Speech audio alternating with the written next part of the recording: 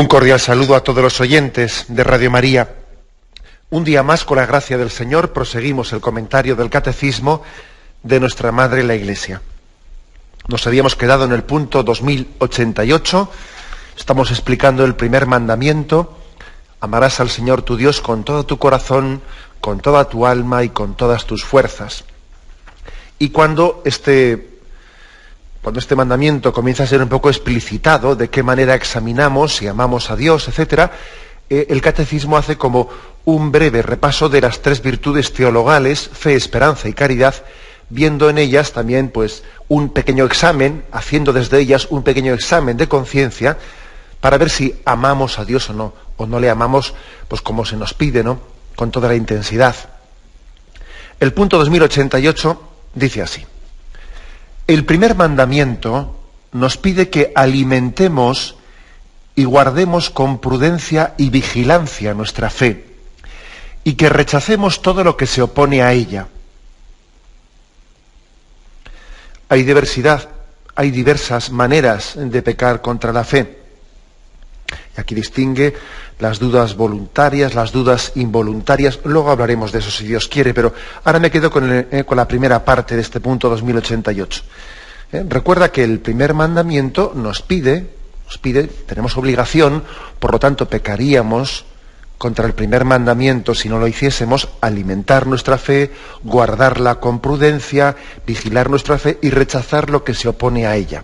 Aquí tenemos pues una materia para examinar, ¿no?, si amamos a Dios sobre todas las cosas. Bueno, lo primero, igual que habría que hacer un matiz, es el siguiente, ¿no? La fe, entender correctamente lo que es la fe. La fe no es un mero aceptar o no aceptar una serie de verdades teóricas o conceptos. Yo es que pienso así, tú piensas de la otra manera, como si la fe fuese, pues, tener fe o no tener fe, fuese, pues yo qué sé, ¿no?, pues militar en un partido, tener unas ideas, una ideología o no tenerla. No, la fe no es eso. La fe no es adherirse a una ideología, a unas verdades teóricas, no. La fe es la adhesión a una persona, a la persona de Jesucristo. Es abrirse a la revelación del amor de Dios, que Dios se muestra al hombre, Dios se dona al hombre, le hace una declaración de amor y el hombre se adhiere por la fe a Dios que se revela. La fe, pues, no es como muchos piensan, pues una especie de adhesión a una ideología, a unas ideas. No. La fe es la confianza en Dios, es la confianza en una persona que se revela y se descubre y se da a conocer. La fe hace referencia más a alguien que a algo. Que a algo digo pues como si fuese una especie de creo en estas cosas, en estas teorías. No, la fe no hace una primera referencia a algo, sino a alguien. Es la adhesión a una persona, es el seguimiento de la persona de Jesucristo. Es una amistad, es abrirse a la amistad de Dios.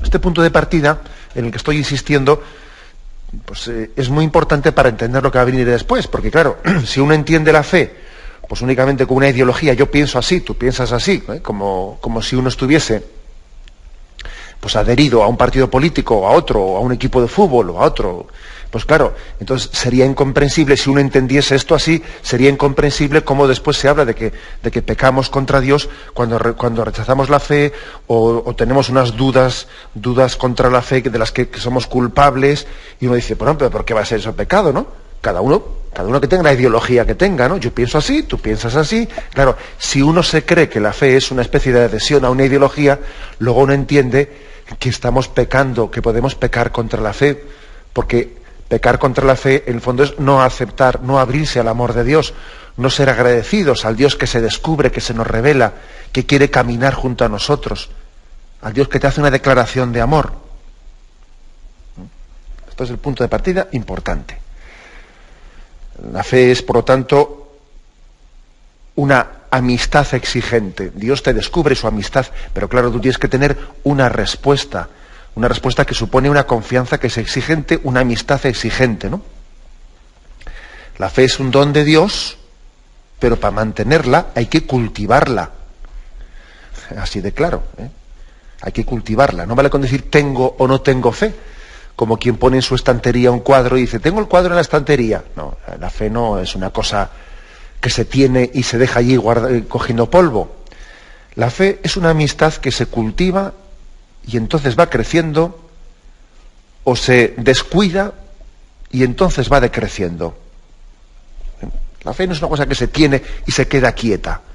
La amistad o se cultiva y crece, o se descuida y se va perdiendo. Me habéis oído en alguna ocasión ese ejemplo que digo ya un poco en plan de poner un ejemplo gráfico, ¿no? Que se dice, pues esto es como andar en bici.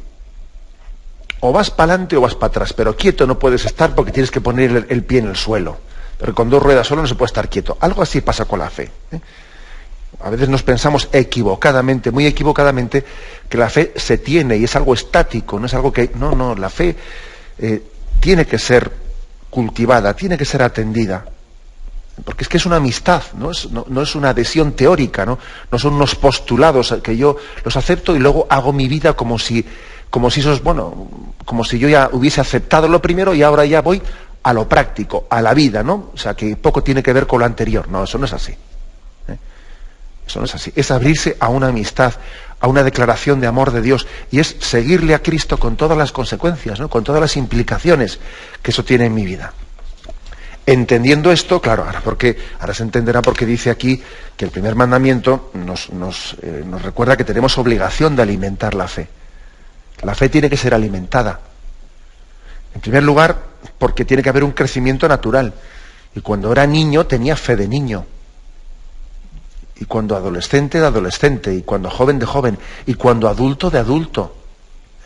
O sea, tiene que haber un crecimiento. Hay una imagen en San Pablo que dice, no podéis ser niños en la fe. Así como Jesús utiliza la imagen de que tenemos que ser como niños para entrar en el reino de los cielos, bien, esa es una imagen que habla de la humildad, de la infancia espiritual, ¿no? Pero también existe la otra imagen diciendo que no podemos ser niños, es decir, que tenemos que ir creciendo, que la fe tiene que ir madurando. Y hay que alimentarla. Y uno de los grandes dramas que tenemos, ¿no? Pues es que hay muchas personas que se quedan con la fe de primera comunión. Claro, se quedan con la fe de primera comunión y se les queda pequeña enseguida, claro. Se les queda pequeña enseguida y luego dicen, no, es que a mí no me sirve esa fe. Claro, no me sirve. A ti te dieron una explicación, la Iglesia, la Madre Iglesia, te acercó a la fe y te la explicó, pues con las categorías que un niño de 8 y 9 niños pues puede recibir, ¿no? Ahora te la explicó íntegramente. Te la explicó íntegramente, ojo, ¿eh? A un niño que se le da una catequesis para la primera comunión, no se le dicen mentiras, ninguna. No se le dicen verdades a medias, ninguna. Pero se le explican las cosas, pues con las imágenes y con la capacidad y respondiendo, pues un poco a la cosmovisión que puede tener un niño, pues de 8 años, o de 9 años. Pero lo lógico es que esa persona, cuando vaya creciendo, reciba la misma fe que se le explicó para la primera comunión, la misma, no otra, pero se la explique también en base a las categorías que tiene cuando tiene 17, 18 años, o cuando tiene 35, respondiendo también a las dudas que el entorno de esa edad le pueda originar, ¿no? Entonces, uno de los grandes dramas que tenemos, pues es que cargamos con un pecado, ¿no? El pecado de no alimentar nuestra fe, de vivir de las rentas. Y de esas rentas se puede vivir muy poco, sobre todo hoy en día, porque igual cuando estábamos en una sociedad sociológicamente católica, pues que parece que las tradiciones y la cultura tampoco te estaban bombardeando, tampoco te estaban sugiriendo continuamente dudas. Bueno, en aquel tiempo, pues en aquel contexto histórico, desde luego una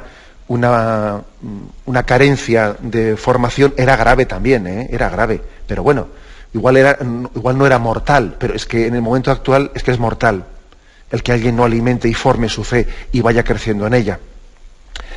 Y la prueba de que alimentar la fe y cultivarla y educarse en ella es muy importante, la prueba también es lo que ha ocurrido en España. Ojo, que sociológicamente pues esta nación ha sido muy católica, pero precisamente por no haber cultivado bien su fe, por no habernos formado bien, por haber vivido un poco de la fe de la primera comunión, como quien dice, ¿no?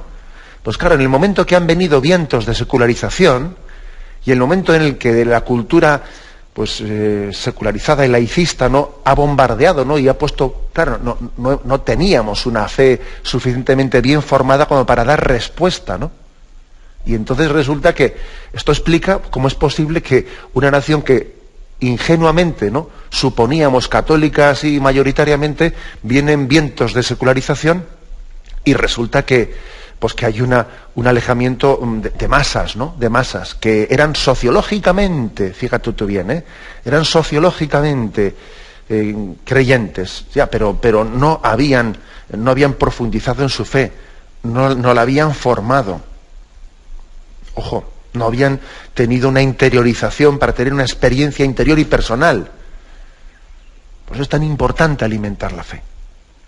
Ojo, ¿no?, que existe el riesgo de un cristianismo sociológico, o también existe el riesgo de un cristianismo, pues sí, real, pero no cultivado, o sea, que uno igual ha recibido realmente en el seno de su familia la fe y en la parroquia, pero claro, y luego, pues eso, hace la primera comunión y desaparece, ¿no? Pero dice uno, pero ¿cómo es posible que demos por buena una educación en la fe que termine con los 9 años? Pero bueno, es que no nos damos cuenta de lo que ese niño está recibiendo como un bombardeo, que está en un entorno cultural que no es cristiano, en el cual está siendo continuamente bombardeado, ¿no? Y nos pensamos que con lo que ha recibido la primera comunión es suficiente. Yo creo que cada vez es más claro que hay una necesidad continuada, de una educación continuada, ¿no? ¿Y cuánto tiempo dura aquí en esta parroquia la preparación para la comunión? ¿Cuánto tiempo dura aquí en esta parroquia la preparación para la confirmación? Como si fuese cosa de hacer un curso, ¿no? Como si estuviésemos a ver quién me oferta un cursillo más breve y más concentrado. Pero no, pues si es que teníamos que asumir los cristianos que toda nuestra vida es un proceso de continua formación en nuestra fe. Pero si es que eso nos pasa a los sacerdotes, que hay de aquel que se piense que ya ha estudiado teología, ya se ordena cura y ya deja de estudiar o deja de formarse. Uf, pobrecillo. Si nosotros mismos, ¿no?, pues en el seno de la Iglesia le estamos cada vez más dando más importancia a lo que se llama la formación permanente de los sacerdotes, formación permanente de los obispos, pero si es que es así, si un sacerdote, si un obispo debe de reservar una parte importante, ¿no?, de su vida y su tiempo a una formación permanente, ¿nos pensamos acaso, no?, que que el seglar no puede o no tiene que hacerlo? Si todos tenemos que ser conscientes de que el crecimiento, ¿no?, el crecimiento tiene que ser paulatino. Bueno, este es por lo tanto el primer aspecto que se nos habla aquí, la importancia del crecimiento, de alimentar continuamente nuestra fe. Hay un texto muy hermoso, primera carta de Pedro, capítulo 3, versículo 15. Lo leo un poco en su contexto, dice: ¿y quién os hará mal si os afanáis por el bien? Habla, por lo tanto, en un contexto de que hay persecuciones y hay complicaciones, mas aunque sufrierais a causa de la justicia, dichosos vosotros. No les tengáis ningún miedo, ni os turbéis. Al contrario, dad culto al Señor en vuestros corazones, siempre dispuestos a dar respuesta a todo el que os pida razón de vuestra esperanza. Pero hacedlo con dulzura y respeto. Mantened una buena conciencia. La verdad es que es precioso este texto. Habla de un contexto en el que el cristiano puede ser perseguido, puede ser incomprendido, puede recibir muchos cuestionamientos, uno le pincha, el otro le pica, el otro sí, parece que está hablando de nuestro tiempo. Sí, que esta es la primera carta de San Pedro, de ver cómo los primeros cristianos se abrían paso en medio de un entorno social que les era muy adverso. Y si es que la palabra de Dios es plenamente actual, ¿no? Entonces fíjate lo que nos dice. Y repito este texto: ¿quién os hará mal si os afanáis por el bien? Aunque sufrierais a causa de la justicia, dichosos vosotros. No les tengáis miedo, ni os turbéis. Al contrario, dad culto al Señor en vuestros corazones, siempre dispuestos a dar respuesta a todo el que os pida dar razón de vuestra esperanza. Es decir, la importancia de dar razón de nuestra fe, razón de nuestra esperanza. Claro, para eso hay que estar formados, para eso es importante formarse en la fe. Bien, claro, ese es uno de los dramas, ¿no? Que a veces muchos cristianos dicen, si yo no sé dar razón, es que claro, a mí me preguntan por qué soy creyente, me preguntan y yo me quedo callado, yo no sé dar razón de mi esperanza. Claro, por eso ese es uno de los motivos por los que es tan importante la formación cristiana. Es que es indispensable dar razón de nuestra fe. No basta con ser creyente, también es importante dar razón de tu fe, dar testimonio de ella. No todo el mundo tiene que ser teólogo, ciertamente, pero cada uno en su medida, cada uno pues desde su experiencia, tenemos que dar razón de nuestra fe, dar testimonio de ella, con un tipo de palabras, o quizás hay otros que más que argumentos recurran a experiencias interiores. Habrá quienes argumenten, yo qué sé, pues con argumentos filosóficos, ¿no? Y otros no, pues sencillamente, pues no sea ese su estilo. Otros den una razón testimoniando ante el mundo el bien que me ha hecho a mí la fe. Mire usted, yo no soy ningún teólogo ni ningún filósofo, no sé razonar muchas cosas, pero yo le voy a decir que a mí el bien que me ha hecho conocer a Jesucristo, ¿no?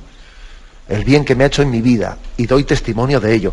Es decir, no estoy yo queriendo decir, y ni creo que sea esto lo que aquí San Pedro, ¿no?, cuando dice que hay que dar razón de nuestra esperanza, no creo que se esté refiriendo a que todo el mundo tenga que hacer como una especie de tratado apologético teológico delante de los demás. No, cada uno lo hace pues según su sensibilidad, según su cultura, según la formación que ha tenido, pero todo el mundo debe de hacerlo. Todo el mundo debe de hacerlo. Es importantísimo. Y además, curiosamente dice, hacedlo con dulzura y respeto. Dar testimonio de nuestra fe, bueno, pues no con acritud, ¿no? Sino con un cariño tremendo, amando a este mundo al que le cuesta creer, amando a estas personas que nos rodean, que muchas veces igual pretenden ridiculizar a los creyentes, pretenden, pues igual, la típica historia, ¿no?, que uno está en la oficina y tiene ahí alguien que está pinchando y el otro, no, da testimonio de tu fe, pero hazlo, dice, con dulzura y respeto, con cariño. A veces se ha hecho la imagen de que ser defensor de la fe, ser defensor pues del magisterio de la Iglesia, pues es ser pues un inquisidor, pues un antipático, ser alguien que está en nombre de la verdad machacando a las personas. No, se ha pretendido hacer esa caricatura. Por cierto, que cuántas veces se ha dicho de nuestro queridísimo Papa Benedicto XVI, pues ha querido hacer de él esa especie de caricatura, el defensor de la ortodoxia, el guardián de la doctrina de la fe y no sé cuántos, y cuántas tonterías hemos tenido que escuchar de él pues cuando fue elegido Papa, ¿no? Y curiosamente, incluso en todas las crónicas que se leyeron de su viaje a Estados Unidos, pues se hacía referencia a cómo la opinión pública de Estados Unidos se había sentido conmovida, se había sentido tocada, ¿no?, de ver cómo ese hombre del que se había hecho esa propaganda de antipático, de defensor, guardián de la fe, ¿no?, pues resulta que él en ese viaje apostólico testimonió delante de los norteamericanos, que es esa sociedad tan celosa de la libertad, etcétera, como el testimonio, como el testimonio de la fe está íntimamente unido a la dulzura, a la humildad. Cómo se puede y se debe, ¿no?, dar razón de nuestra fe y testimoniar la verdad de Cristo con dulzura, con una paz y una alegría interior, ¿no?, que irradia quien está firmemente afianzado en Cristo, quien tiene su corazón unido al de Jesucristo. Dar pues testimonio de nuestra fe con dulzura, con respeto, con cariño, pero con fidelidad y con firmeza, al mismo tiempo, que son dos conceptos que no están reñidos en absoluto. Bien, tenemos un momento de reflexión y continuamos en serio. Continuamos con la explicación de este punto 2088 del Catecismo. Estábamos hablando de cómo el primer mandamiento, de amarás al Señor con todo tu corazón, nos pide que alimentemos nuestra fe, que la alimentemos, que nos formemos en ella, que tengamos una formación paulatina según vamos creciendo, que no nos quedemos con esa fe de primera comunión, decíamos, ¿no? para que seamos capaces de dar, según decía la primera carta de Pedro, capítulo 3, versículo 15, seamos capaces de dar razón de nuestra fe. Es verdad que pues, también muchos fieles, el sentido católico del pueblo de Dios, cuando tiene un entorno en el que ha sido cuestionado y que él se da cuenta de que igual le piden unas razones que él no es capaz de dar, etcétera, pues ha recurrido también a ese famoso refrán que dice, bueno, doctores tiene la Iglesia, yo no soy teólogo, no soy tal, que responda a la Iglesia, y esa ha sido una de las respuestas que casi se ha hecho un refrán, ¿no?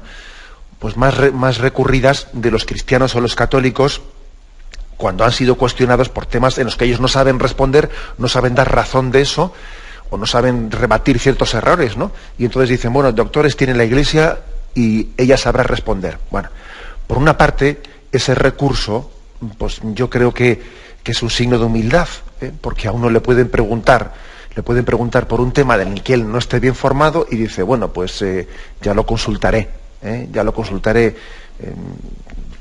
Ojo, eso nos puede pasar hasta a los mismos sacerdotes, ¿no?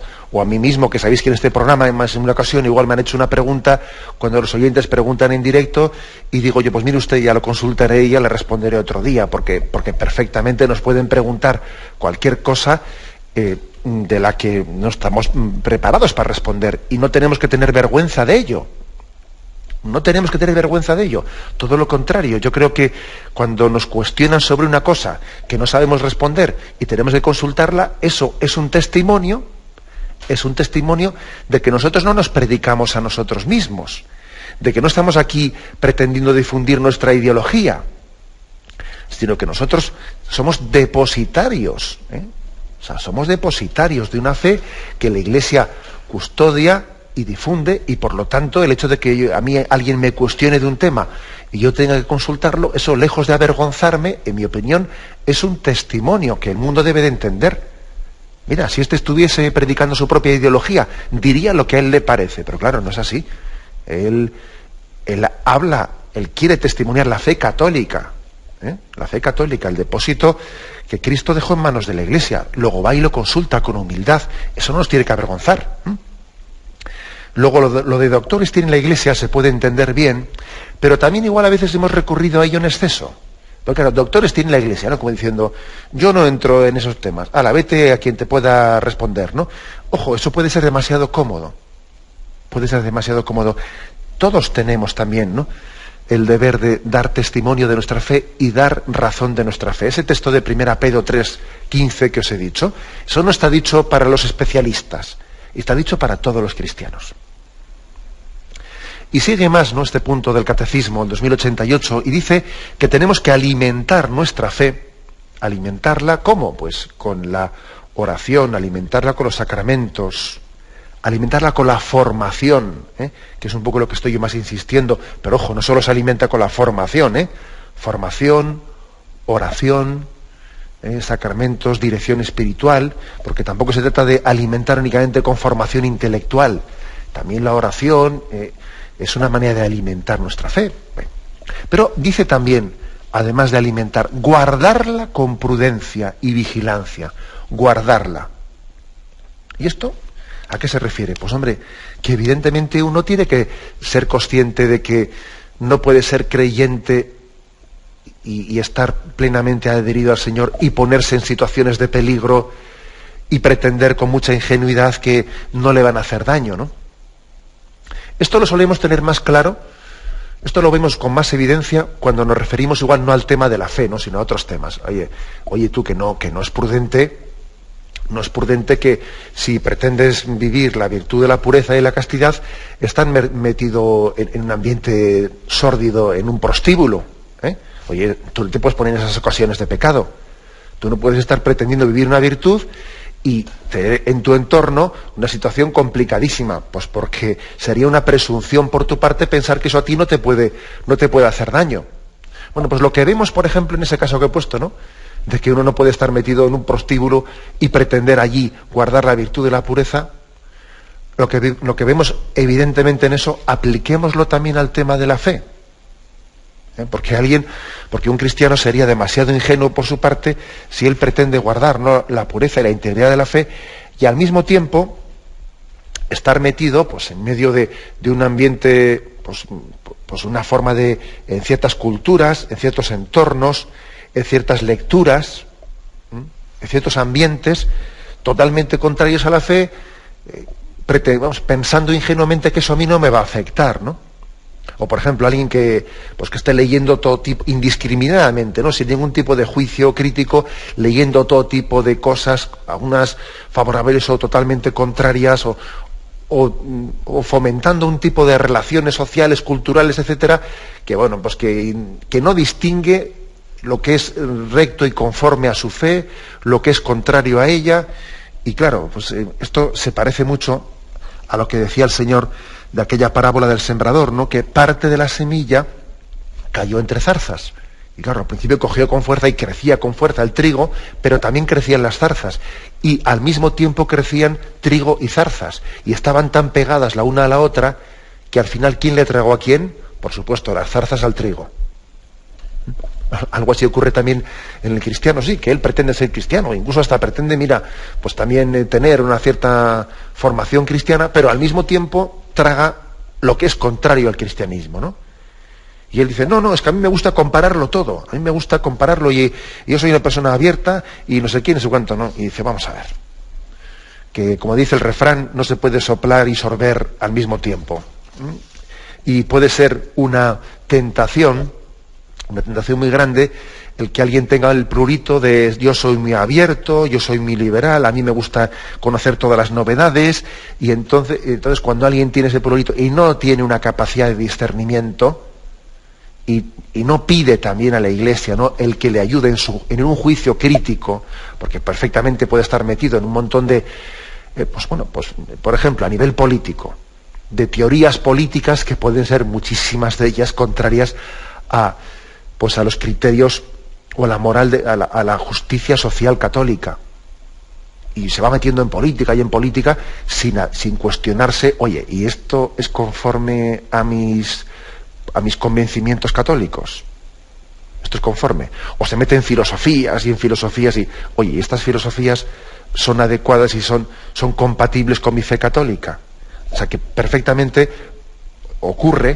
está ocurriendo, de hecho, ¿no?, lo estamos viendo, como muchos católicos, por ese prurito de liberal, ¿no?, de estar abierto y estar no sé qué, pues perfectamente están poniendo al mismo nivel los fundamentos de su fe católica, del magisterio en el que han sido educados, con cualquier novedad de última hora, pretendiendo compaginar ambas cosas y sin ser conscientes de que son incompatibles. Mire usted, son incompatibles, ¿eh?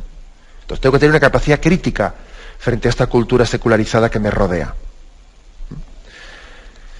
Incluso hay que decir que cuando uno tiene ese plurito de liberal, de amante de todas las novedades, ¿no?, se suele coger una cierta antipatía hacia la tradición de la Iglesia. Parece que todo lo que es tradicional es superado.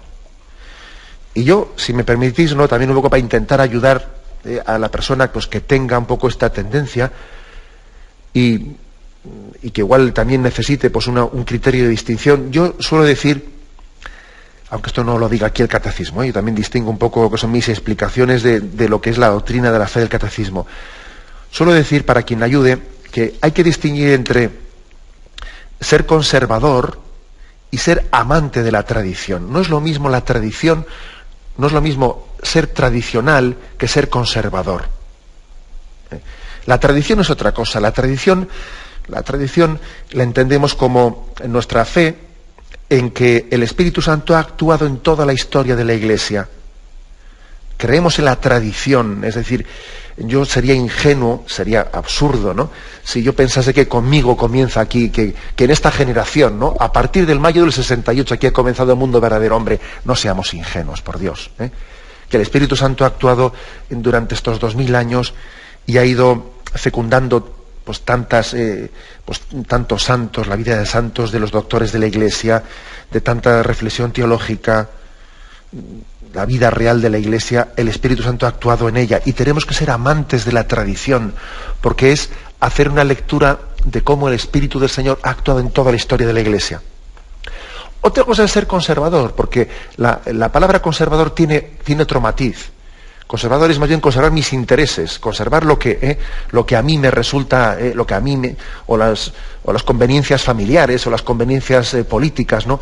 A veces los conservadores son más conservaduros, conservadineros. Por eso yo suelo decir, los cristianos no es que seamos conservadores, no. Los cristianos somos más bien amantes de la tradición, que es otra cosa distinta. No es lo mismo ser conservador, y ahora utilizo esta palabra un poco en el sentido peyorativo, que soy consciente de que también se puede utilizar positivamente, pero es que a veces ser conservador, ser un poco conserva intereses tuyos, o conservaduros, como digo yo, ¿no? Hoy habría que decir ya conserva euros. No, nosotros somos amantes de la tradición, porque somos conscientes de que el Espíritu Santo la ha fecundado, la ha iluminado. Y nos importa mucho lo que dijo San Irineo, y lo que dijo San Agustín, y lo que dijo Santo Tomás, porque pertenece a la tradición de la Iglesia. Y eso no es ser conservador, es otra cosa. Bien, por eso hay que tener cuidado frente a ese plurito de novedades en el que uno siempre busca quedar bien, buscar lo de última hora, siendo ingenuo. Tú no te das cuenta que hay una tradición en la Iglesia, una tradición de 2000 años, frente a la cual lo último que ha dicho ese, que dice que ha escrito un librito de teología de última hora, te das cuenta que eso es ridículo. El plurito de novedades, el plurito de estar a la última, nos puede hacer mucho daño. Mucho daño. Por lo tanto, es importante lo que dice aquí de que el primer mandamiento nos pide que guardemos con prudencia y vigilancia nuestra fe. Porque el demonio, las tentaciones del demonio, no se limitan, como muchas veces pensamos nosotros, a tentar la voluntad. Es que claro, el demonio tienta por nuestra, por ejemplo, ¿no? Pues por la debilidad de la carne, por la pereza. Eso lo vemos más claro, ¿no? Que las tentaciones del demonio van por la debilidad de la voluntad, la pereza, la lujuria. No, mire usted, las tentaciones del demonio también van a la razón, también van a las ideas, y principalmente, diría yo incluso, las tentaciones del demonio van a confundir la verdad y la mentira, el bien y el mal. Por eso tenemos que preservar nuestra fe de errores y no mezclar al mismo tiempo fe e ideologías, y no poner al mismo nivel pues teorías y magisterio de la Iglesia. No, yo tengo que saber distinguir la verdad revelada y transmitida y predicada, y las teorías, y no es lo mismo opiniones de un teólogo, opiniones del otro, que un cura dijo o no dijo, o un seglar, o no sé qué, en la televisión cuestionaron, se metieron con el Papa. Óigame usted, pero es que la fe católica está sustentada en un magisterio en el que nosotros creemos y hacemos la profesión de fe que hay una asistencia del Espíritu Santo en él. Luego yo no puedo poner al mismo nivel las teorías y las opiniones y las ideologías de la fe expresada en el magisterio de la Iglesia.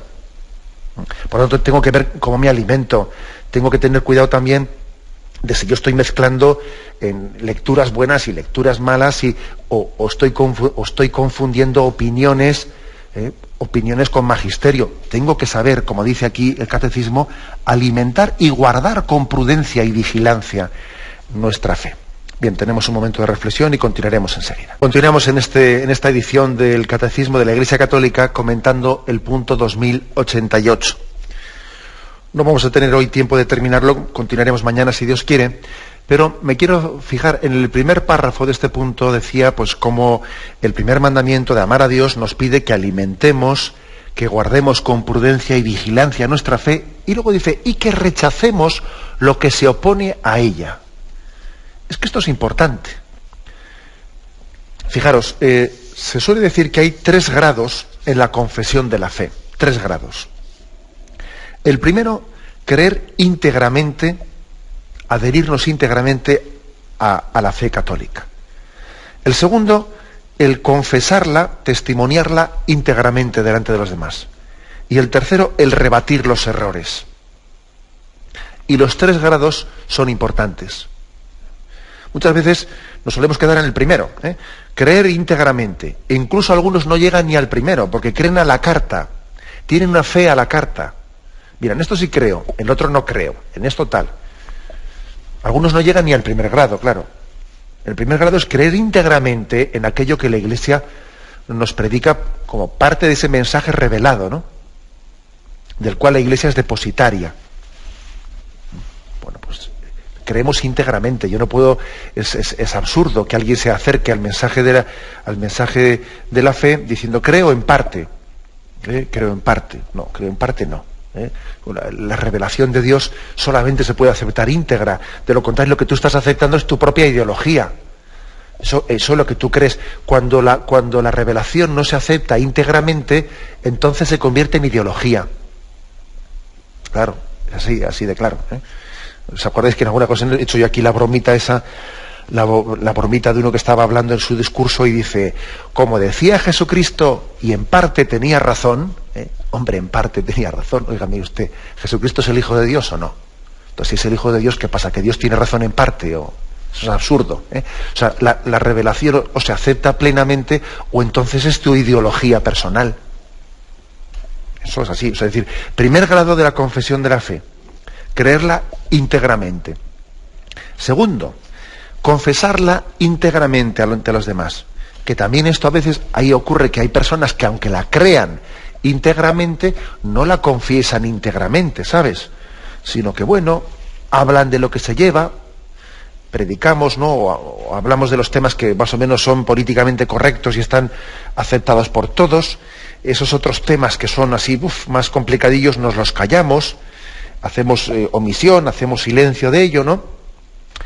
Y entonces, ¿qué ocurre? Pues mira, pues lo que acaba ocurriendo es que si de un tema alguien se calla, si hay un silencio prolongado, si una verdad es silenciada de una manera sistemática, prolongadamente, al final se termina por no creer en ella.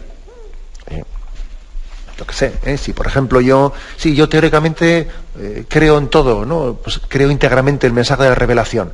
Pero, por ejemplo, yo, pues a la hora de hablar de mi fe ante los demás, o ante mis hijos, o ante mis amigos, por ejemplo, si yo nunca he hablado en mi vida del demonio, ¿no?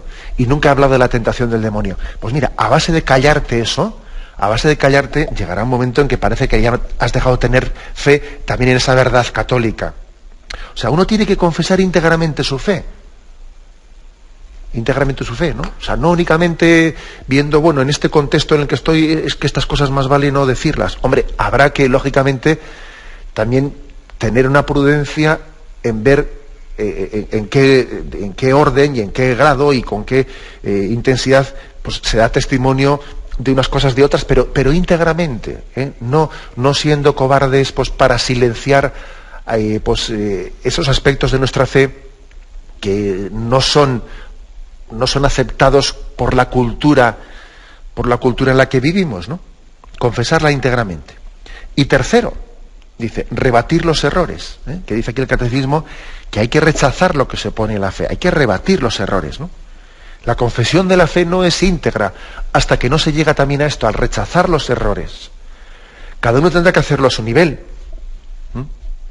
Pues el obispo, por ejemplo, pues lógicamente el obispo tiene un grado de responsabilidad importante y serio en custodiar el depósito de la fe y tendrá que, por lo tanto, que rechazar los errores, ¿no? Y tendrá que decir eso es contrario, ¿no? Pues a la fe católica. Tendrá que decirlo pues de un teólogo que ha dicho una tontería. Tendrá que decirlo de un sacerdote que no ha hablado correctamente. Tendrá que decirlo también de un debate cultural en el que igual se están difundiendo unas ideas contrarias a la ley natural y tendrá que ser también defensor y garante, ¿no? de esa ley natural que también la Iglesia la predica, ¿no? Y se hace garante de ella. O sea, pero no únicamente al obispo, tiene que hacerlo todo el mundo. Dejarle eso únicamente al obispo, al papa, nada, que el papa sea él el que él tiene que ser, ¿no? El papa o el prefecto de la Congregación de la Doctrina de la Fe, ¿no? O sea, que lo haga. No, eso sería, por nuestra parte, sería una cobardía. El que estemos dejando siempre al Papa o al cardenal prefecto de la doctrina de la fe o al obispo, que sean ellos los que rebatan los errores. No, señor. Tenemos que rebatirlos todos y cada uno a nuestro nivel tenemos que rebatirlos. O sea, no, eso no es un trabajo de los profesionales, no, señor. Todos tenemos que rebatir los errores, cada uno a nuestro nivel, ¿no? Porque la confesión de la fe no es íntegra. Creer íntegramente la fe, punto primero. Punto segundo, confesar íntegramente nuestra fe católica. Y tercero, rebatir los errores y ser capaz también de oponernos a ellos. Porque no se puede creer o predicar al mismo tiempo pues una fe sin decir no o sin explicitar nuestra oposición a lo que es contrario a ella. Acordaros de cómo en la confesión bautismal que se le hace al catecúmeno, ¿no? que se bautiza, al catecúmeno adulto, o al confirmando que renueva, ¿no? hace la renovación de las promesas bautismales, se le pide no solo que se adhiera a la fe, sino también se hacen las renuncias. Renuncias, pam, pam, pam, sí renuncio. No se puede hacer una adhesión a la fe sin al mismo tiempo también subrayar las renuncias con las que ella conlleva. No se puede adherirse a la fe sin al mismo tiempo rechazar lo que es contrario a ella y rebatirlo. Vamos a pedir pues al Señor, le vamos a pedir que tengamos la confesión íntegra de la fe en estos 3 grados. Adherirse íntegramente a la plenitud de la fe, ¿no? Al mensaje revelado, confesarlo íntegramente ante los demás y rebatir los errores contrarios a esa fe católica. Lo dejamos aquí, continuaremos, si Dios quiere, explicando el punto 2088, pero ahora vamos a dar paso a la intervención de los oyentes. Podéis llamar para formular vuestras preguntas al teléfono 917-107-700, 917-107-700. Sí, buenos días, ¿con quién hablamos? Buenos días, mire, hablé con Mercedes. Mercedes. Mire, monseñor, es que yo tenía una pregunta que hacerle, mire. Yo tengo compañeras que son lesbianas y homosexuales. Entonces, mi fe, mi creencia, pues me pone en duda del trato hacia ellas, pero a la hora de tratar hacia ellas, pues yo las veo como personas normales, son cariñosas, son amables. Entonces, ¿mi trato hacia ellas tiene que ser correcto humanamente y cristianamente o tengo que tener alguna clase de división, de diferencia? De acuerdo. Bueno, pues es un tema importante el que usted plantea y que le agradezco también que lo haga, pues porque nos puede ayudar un poco a todos, ¿no? Yo creo que está claro que los católicos no tenemos, o sea, por supuesto que cuando hablamos y decimos expresamente no que los comportamientos y los actos homosexuales son gravemente contrarios a la dignidad del hombre y de la mujer, porque son contrarios a la ley natural, son contrarios a la vocación, al amor con la que el hombre ha creado, con la que Dios ha creado al hombre y a la mujer. Dios ha creado al hombre y a la mujer pues con un grado, con una vocación al amor entre ellos, abierto, con una expresión del amor abierta a la transmisión de la vida y a la formación pues de una familia estable, ¿no? Con esa imagen de la paternidad, de la maternidad y de los hijos de ese amor. Bueno, por lo tanto, los actos homosexuales son gravemente contrarios a la ley de Dios y a la ley natural. Bueno, el hecho de que nosotros afirmemos eso, lo distinguimos de lo siguiente. Distinguimos de que puede ser que una persona tenga una tendencia homosexual que no sea culpable por su parte. Puede ser también culpable, porque es que a veces también es posible que las tendencias homosexuales se hayan generado fruto de haberse metido pues, en determinados mundos sórdidos, pero puede ser perfectamente también posible que la tendencia homosexual no sea culpable por parte de uno, sino que cada vez más los especialistas hablan que se puede generar por unas determinadas carencias, ¿no?, afectivas en el periodo pues, de la infancia, de la pubertad, etcétera. Bien, por lo tanto, es importantísimo que nosotros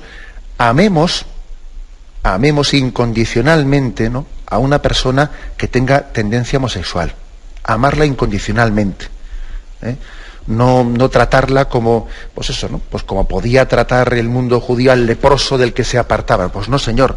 El Señor se acercaba incondicionalmente y tenemos que amar a esa persona recordándola, pues esa frase del Señor: tampoco yo te condeno, vete y no peques más. Esa es la frase de Jesús que hacemos nuestra, ¿no? Ante una persona que pueda estar metida en el mundo de la homosexualidad. El Señor te quiere y te ama incondicionalmente. Y es más, el Señor quiere, especialmente en una historia dura de una vida en la que Él también ha podido, ¿no?, tener determinadas heridas afectivas, el Señor quiere también compensar, quiere consolar, quiere Él también llenar ese corazón de esa persona para sanar esas heridas. Y nosotros tenemos que quererla, tenemos que ser especialmente cariñosos hacia ella, ¿no? Y yo creo que a un católico esa persona nos tiene que ver con un amor incondicional. Entonces pregunta la oyente, bueno, entonces yo tengo que tener algún tipo de prevención. Hombre, otra cosa distinta es que yo, por ejemplo, entienda que en un contexto determinado, pues es prudente que yo lleve a mis hijos a la casa, a una casa de unas personas que dicen que están casadas homosexuales, para que confundan el concepto de matrimonio y acaben entendiendo como normal lo que no es normal y lo que es inmoral. Pues posiblemente no. Parece que el sentido común te dice que no es prudente, ¿no? Pues que yo a mis hijos les meta en un ambiente determinado que les podría confundir sus conceptos morales, ¿no? O sea, que uno puede tener, de cara a la educación de sus hijos, etcétera, pues ciertas medidas de prevención para que a ellos, pues esas relaciones humanas, digamos, cercanas hacia esas personas, no les confundan sus ideas, ¿eh? Uno puede y debe tomar ese tipo de medidas, un poco, yo diría, de sentido prudencial, pero eso no quita que yo personalmente no deba de conjugar mi adhesión firme a la fe católica con respecto a la homosexualidad, y sabemos que hay textos evangélicos y de San Pablo que son contundentes en este sentido. Mi adhesión firme a la fe católica sobre lo que opinamos sobre la homosexualidad, al mismo tiempo compaginándolo con lo que también la fe católica dice del amor incondicional a cualquier persona que es imagen y semejanza de Dios, y que además, especialmente porque tiene un problema, está vocacionada a tener más misericordia por nuestra parte, más cariño, más entrega, más amor incondicional, ¿eh? Adelante, damos paso a una siguiente llamada. Buenos días. Buenos días, monseñor. Buenos días, escuchamos. Yo quería preguntarle sobre la venida del Espíritu Santo. En algún pasaje del Evangelio yo leo que lo que siempre había creído, que el Espíritu Santo, hubo un ruido grande como un aire y que movía las puertas, que hay un canto sobre eso también, y que vino y descendió sobre ellos. Pero luego también hay otro pasaje que dice que se presentó Jesús y les dijo, entre ellos les infundió el Espíritu.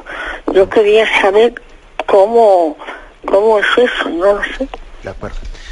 Bien, sí, lo que la oyente expresa es que, por ejemplo, pues en el libro de los Hechos de los Apóstoles se narra que, habiendo ascendido ya Jesús a los cielos, pues a los 50 días, el día de Pentecostés, vino el Espíritu Santo sobre ellos. Y claro, la oyente dice, bueno, pero ¿no hay también algún evangelio en el que el Señor resucitado, antes de ascender a los cielos, se aparece a los apóstoles y les dice, recibid el Espíritu Santo, y sopla sobre ellos? Entiendo que esa es la pregunta de la oyente.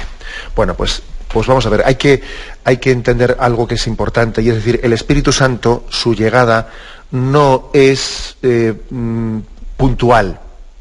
De hecho, también nosotros hemos recibido el Espíritu Santo y volvemos a pedirlo el día de Pentecostés, ¿no? Y ya lo hemos recibido.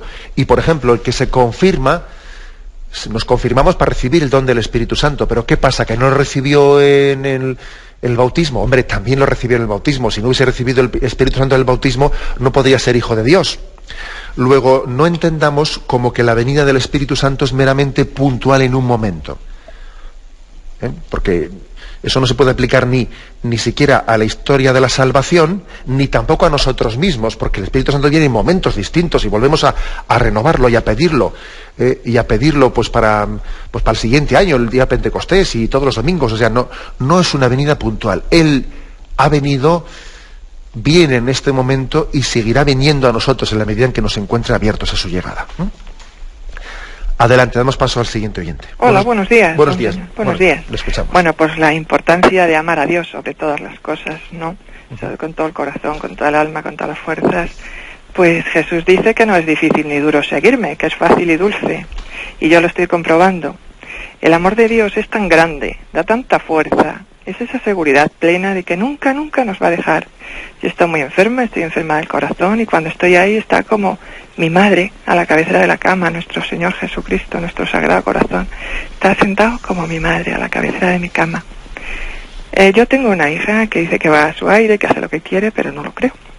Está hablando usted de prostitución y todo eso. Bueno, es una pena. Con toda seguridad, yo digo a nuestro Dios con toda seguridad y con toda alegría, que prefiero estar enferma, incluso muerta, antes de perder a nuestro Dios, antes de perder el amor de Dios, que hacer cosas que en primer lugar me van a perjudicar a mí, porque van contra la naturaleza, me van a perjudicar a mí, van a perjudicar a la sociedad, porque van contra Dios. Y como dice Monseñor Rouco, hay que ser valientes, porque si no, me dejo llevar de los intereses de los hombres, me van a llevar para acá, me van a llevar para allá, voy a ser una basura, nunca voy a ser una persona. Entonces eso, que hay que ser valientes, es igual estar enferma, es igual estar muerta, es igual lo que pase lo que pase, siempre amar a Dios sobre todas las cosas. Pues muchas gracias. Gracias a usted por ese testimonio de fe y por compartir con nosotros pues el hecho de que también en las situaciones de enfermedad, de postración, especialmente, ¿no?, son momentos privilegiados para buscar ante todo el reino de Dios, ¿no? Y entender que lo principal de nuestra vida es que somos amados por Dios, que Él nos cuida a la cabecera de nuestra cama, ¿no?, como dice el oyente, que somos mimados de Dios y que ese es nuestro mayor tesoro. Decía el oyente, antes de perder el amor de Dios, claro, exactamente, antes de eso yo creo que deberíamos estar dispuestos a perder cualquier otra cosa, ¿no? Ese es nuestro mayor tesoro. Y además, aunque nosotros le perdiésemos a Él, Él no nos pierde a nosotros, Él sigue buscándonos, no como la oveja perdida. Hacemos pues este acto de confianza en el corazón de Jesús, que nos quiere y nos ama incondicionalmente. Me despido con la bendición de Dios Todopoderoso, Padre, Hijo y Espíritu Santo. Alabado sea Jesucristo.